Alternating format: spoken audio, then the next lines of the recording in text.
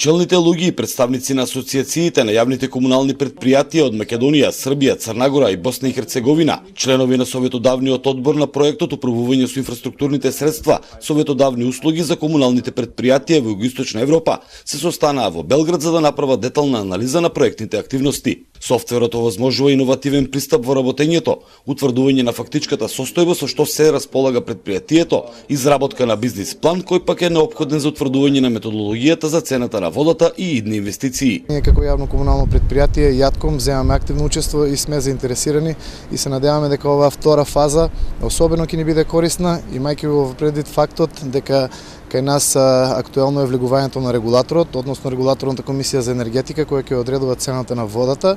Проектот всушност е техничка поддршка за над 70 предпријатија, поточно обуки на работни групи кои ќе се одржат во два асет менеджмент центри, Сдруженијето за технологија, вода и санитарно инженерство во Белград и Аквасан мрежата во Босна и Херцеговина, со поддршка на Меѓународното сдружение на комуналните предпријатија во сливот на реката Дунав и АВД. Svoja iskustva koja smo stekli u prvoj fazi, da ih stavimo na raspolaganje hubovima koji to sada implementiraju i da ih podržimo sa isto tako finansijskim sredstvima.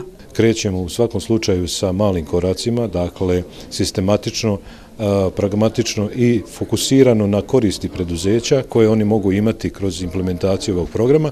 Ključ uspešnosti projekta je naći način da ljudi, mladi ljudi, inženjeri, ekonomisti koji rade, da im se obezbedi uslove da oni taj posao rade nesmetano i konstantno. Партнерот во проектот, кипарската фирма Хидрокомп, веќе започна со обука на млад професионален кадар, вработен во Аквасан мрежата, кои стекнатите знаење ќе ги пренесат на своите колеги во предпријатијата во Босна и Херцеговина.